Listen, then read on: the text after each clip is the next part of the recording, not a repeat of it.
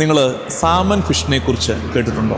നിങ്ങൾക്കറിയാം, ഞാനിപ്പോൾ കാനഡയിലാണ്. ഇവിടെ ധ്യാനങ്ങൾക്കായിട്ട് വന്നതാണ്. ഈ ദിവസങ്ങളിൽ ഞാനൊരു സ്ഥലം സന്ദർശിച്ചു. ഒരു ചെറിയ ചെക്ക് ഡാം പോലെ ഒരു സ്ഥലം. അവിടെ ഈ സാമൻ ഫിഷിനെ ഇഷ്ടം പോലെ കാണാൻ പറ്റും. സാമൻ ഫിഷിന്റെ പ്രത്യേകത, അത് ശുദ്ധജലത്തിലാണ്, ഫ്രഷ് വാട്ടറിലാണ് അത് ജനിച്ചു വീഴുന്നത്. എന്നിട്ടത് സമുദ്രത്തിലേക്ക് പോകും. എന്നാൽ മുട്ടയിടാറാകുമ്പോൾ തിരിച്ച് ശുദ്ധജലത്തിലേക്ക്, ഫ്രഷ് വാട്ടറിലേക്ക് നീന്തി പോകും. ഇപ്പം നമ്മൾ ഓർക്കും, അതിനിപ്പോൾ എന്താ, അങ്ങോട്ട് വന്ന് മുട്ടയിട്ടിട്ട് പോയാൽ പോരെ? അങ്ങനെയല്ല. അഗൈൻസ്റ്റ് ദ കറന്റ്, ഒഴുക്കിനെതിരെയാണ് ഇത് നീന്തി കയറേണ്ടത് എന്ന് ഓർക്കണം. അപ്പൊ ഞാൻ കണ്ടിടത്ത് ഇഷ്ടം പോലെ മത്സ്യങ്ങൾ, അതൊരു ഡാമാണ് താനും, ഇതെങ്ങനെ തിരിച്ചു കയറും? അപ്പൊ ഇത് പല മത്സ്യങ്ങളും നമുക്ക് സങ്കടം വരും. ഈ ഡാമിന്റെ അവിടെ വന്ന് തലതല്ലി ചാകുന്ന പോലെ എടുത്തു ചാടി അതിന്റെ ശരീരമൊക്കെ മുറിവേറ്റ് പിന്നെയും മുകളിലോട്ട് കയറും. അപ്പൊ ഈ ഡാമിന്റെ സൈഡിൽ ഒരു ചെറിയ വാതിൽ പോലെ ഒരു സ്ഥലമുണ്ട്. അവിടുന്ന് വെള്ളം ഇങ്ങോട്ട് കുത്തനെ ഒഴുകി ഇറങ്ങുകയാണ്.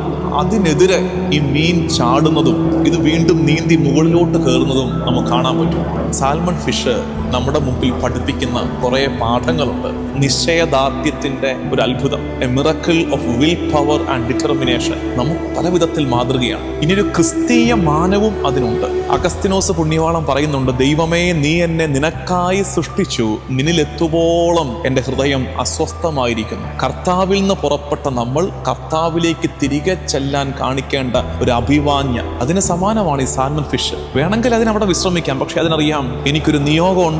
എവിടെ തുടങ്ങിയോ അവിടെ എത്തി മുട്ടയിടുക. ഇനി കുറേയൊക്കെ അവിടെ മരിച്ചു വീഴും, മുട്ടയിട്ട് മരണമടയും. ഇനി വീണ്ടും തിരിച്ചു വന്ന് ആ സമുദ്രത്തിലെത്തി വീണ്ടും അടുത്ത വർഷം ശുദ്ധജലത്തിലേക്ക് തിരിച്ചു നീന്തുന്ന സാൽമൺ ഫിഷുകളുമുണ്ട്. ചിലപ്പോൾ നമുക്ക് അത്ഭുതം തോന്നുന്നത്, എങ്ങനെയാണ് ഇതിന് ഈ റൂട്ടൊക്കെ കൃത്യം അറിയാവുന്നത്? ഈ പ്രകൃതി തന്നെ നമുക്ക് പാഠപുസ്തകമാകുന്ന ചില നിമിഷങ്ങളിൽ ഒന്നാണ് ഈ സാൽമൺ ഫിഷിന്റെ മടക്കയാത്ര. സ്വർഗത്തിൽ നിന്ന് പുറപ്പെട്ടതാണ് നമ്മൾ. സ്വർഗത്തിലേക്ക് തിരികെ പോകാനുള്ള ഒരു അഭിവാഞ്യ ഉണ്ടാകട്ടെ. ഈ യാത്ര എളുപ്പമാണെന്ന് വിചാരിക്കരുത്. ഇത് ഒഴുക്കിനെതിരെ നീന്തലാണ് ക്രിസ്തീയ ജീവിതം. ചെക്ക് ഡാമിലെ ആ ചെറിയ വാതിൽ കണ്ടപ്പോൾ എനിക്ക് മനസ്സിലായതാണ്, ഇടുങ്ങിയ വാതിലിലൂടെ പ്രവേശിക്കണം.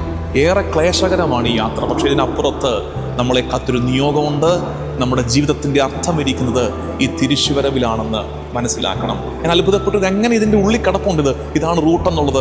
അതാണ് നമുക്കുള്ള മനസാക്ഷിയുടെ സ്വരം. ഒഴുക്കിനെതിരെ നീന്തലില്ലേ, കഷ്ടപ്പാട് പിടിച്ച നീന്തൽ, അതാണ് നമ്മുടെ മാനസാന്തരം. ലോകം ഒരു വഴിയെ പോകുമ്പോൾ അതിനെതിരെ നീന്താൻ കാണിക്കുന്ന ആർജവത്വമാണ്.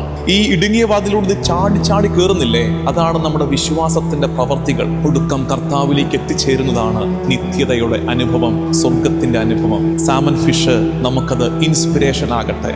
ഒഴുക്കിനെതിരെ നീന്താൻ, പ്രതിസന്ധികളും തടസ്സങ്ങളും ഉണ്ടാകുമ്പോൾ മടുത്തു പോകാതിരിക്കാൻ, കർത്താവിലേക്ക് മാനസാന്തരപ്പെട്ട് യു ടേൺ തിരിഞ്ഞൊരു യാത്ര പോകാൻ ഒക്കെ നമുക്ക് പ്രചോദനമാകട്ടെ ഈ കാഴ്ചകളും ഈ ചിന്തയുമെന്ന് ഓർമ്മിപ്പിക്കുന്നു.